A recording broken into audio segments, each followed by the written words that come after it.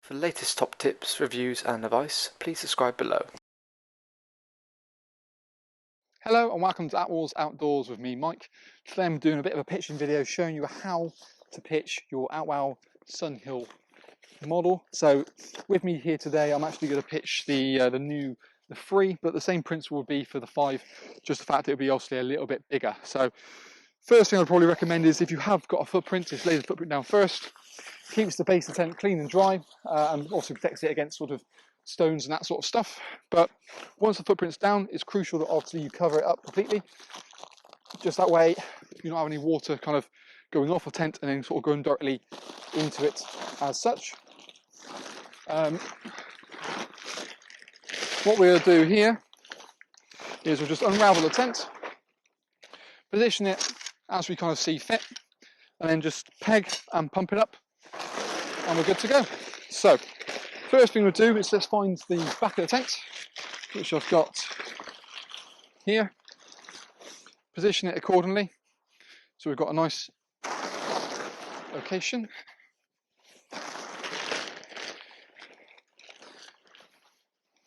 Now really you want to start by pegging the main 4 corners of the tent, that way it's secured to the ground, and then we just have one sort of pole to kind of feed in as when we need to. Key thing is to get this as sort of rectangular and square as possible. Each peg wants to go in about a 45-degree angle, just as then even when you tension against it, it's not going to shift anywhere. It's just got a bit more kind of resilience against it really. I do like kind of the Sunhill mainly because I think as a small compact little tent, perfect for weekend getaways, for couples or whatever else you kind of intending on using it for. I think it just takes a good box. It's big without being too big, packs down nice and small, and we've done a little review video you can check out on it as well. So now we've got this, what we're going to do is just make sure I don't get in my own way. We're just going to bring the canopy out. Again, we want to make sure it's dead straight to the tent. Just means it's much easier to sort of pitch away. We can obviously tweak these as we go if we feel we need to, but it just makes life a little bit simpler. Nice and straight, good to go. At this point here, now we've got it sort of pegged out, first thing we want to do is kind of pump it up. So personally I like to start kind of with the middle beam, just because it's sort of under no tension from either side. Crucial thing is obviously to make sure that you push the valve section so the spring is fully out, as that will allow the pump to lock off once you finish pumping up. A manual pump like this obviously comes applied. You can use an electric pump if you want to. Generally I find the manual, certainly for something like as small as this, is more than adequate. 8 psi is kind of, well, 7 psi is kind of recommendation. So when we go to full pressure, which we have here, I like to do the middle, then the front, because that way the air can get into it. It's also quite crucial to keep that front door open for the initial inflation part of the tent, just to allow air to go directly into it. Otherwise it's a bit like a vacuum, it's just sort of constantly fighting against itself.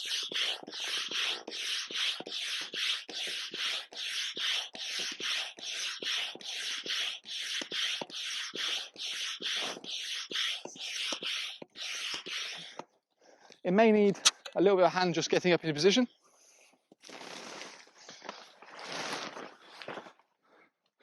But once you use that position, you're pretty much good to go.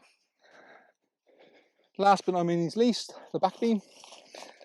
Again, make sure the spring's fully out. One thing that's also worth doing as well, once you finish inflating, is just put a little cap on the front of it as well. So that kind of just keeps it neat and tidy, and you don't have to worry about, it's like almost acts like a double seal, really.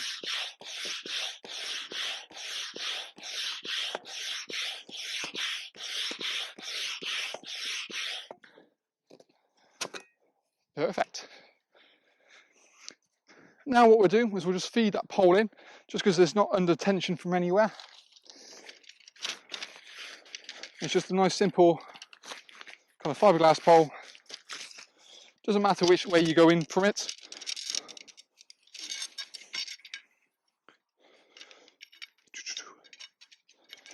But it's got an external sleeve that just sits over the tent. So you can just feed that in as we go.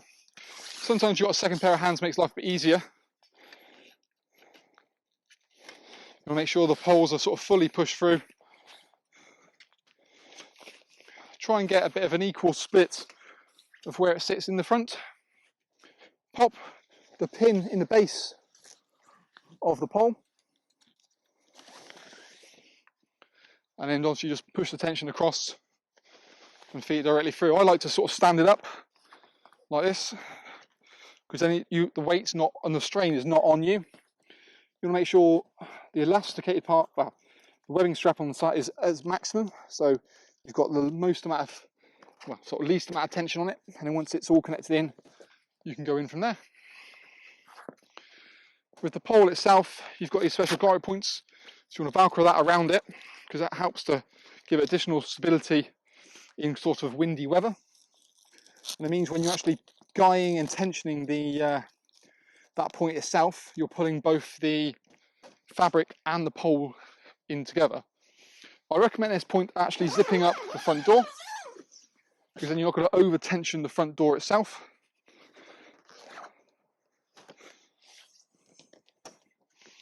And then just do the same on the other side.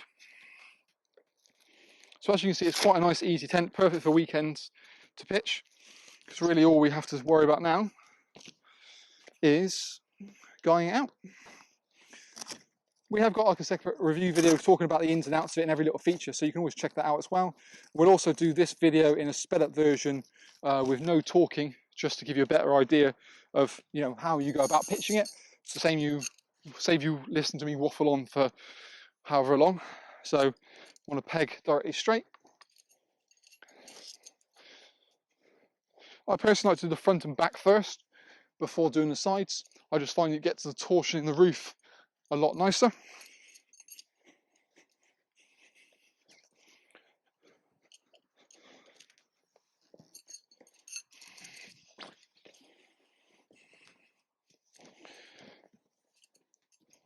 And once you're at that point there, you can pretty much go around in sort of any kind of order you wish, really. Trick is to go in line with the seams when you want to peg, just as it makes life a lot easier.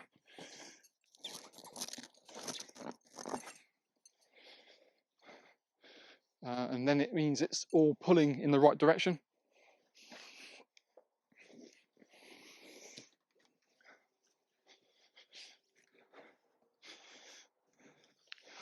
Just don't get attacked by the bush.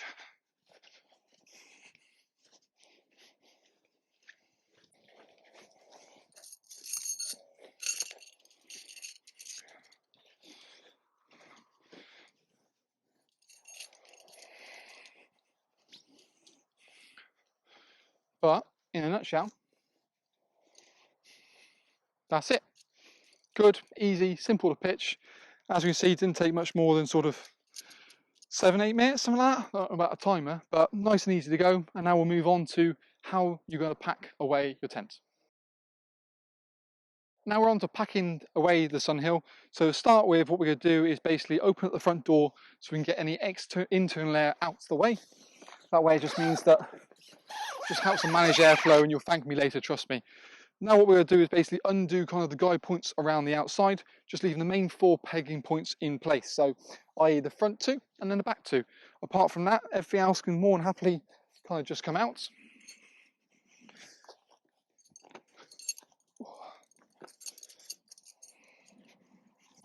So the joys of this is it's, you know, very quick to get up, but also quick to take down as well. So it's why it is kind of one of the perfect weekend tents.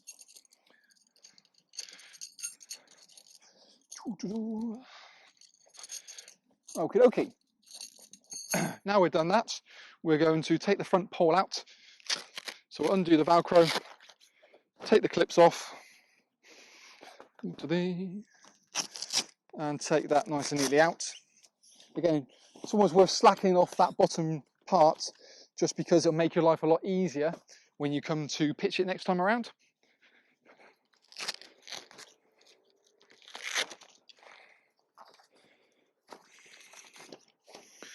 Da, da, da, da, da.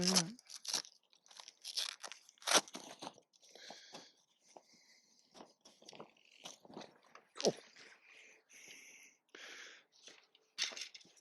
So we'll feed that pole out the way, and then we're just left with the inflatable structure, and that's where load gets nice and easy.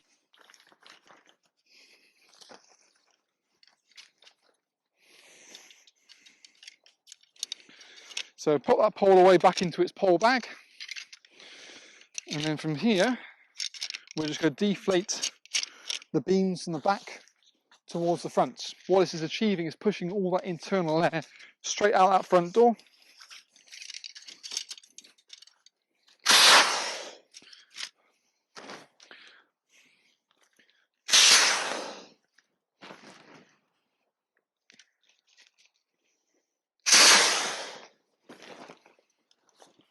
Lovely, does it? So at this point now we can remove all of the remaining pegs. If you have got wind coming from a certain direction, it's probably advisable to keep them in from that direction to stop the tent completely blowing away. But it's something that can be kind of monitored as you go.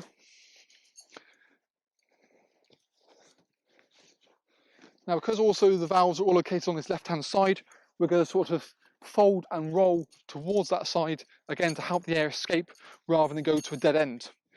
So the canopy itself, I like to kind of chuck over its back itself. It also means the front door is a bit more exposed.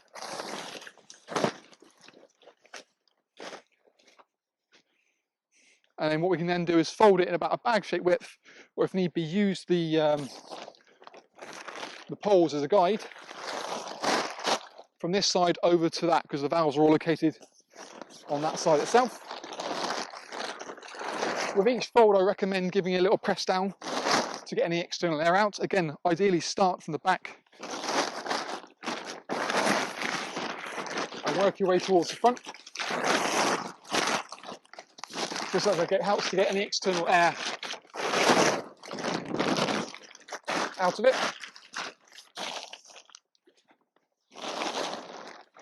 To be honest, I'm probably going free with this, I reckon. Get myself caught. And again, give it a little bit of a straighten up and a press down just to get that external air all nice and neatly out. If you've got kids to kind of roll on it, even better. Makes your life a lot much easier. Like so. And then what we will finally do is get the pegs and poles, put them at the far end, and then we will can roll it nice and neatly up in that section. Often they do tend to come with a little webbing strap, which I've waylaid. Let me quickly go grab it. There we go. So ideally put this underneath the tent, sort of half and half, so you can basically go roll on top of it really. What this allows you to do is when you come to where you need to be, you'll be in the right part. And by using the poles initially on the front to roll around, you can get a really firm grasp of the tent.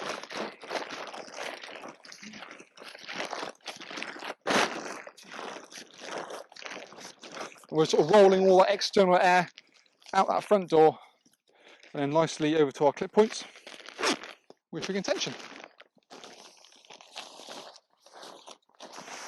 Pop the end in the bag.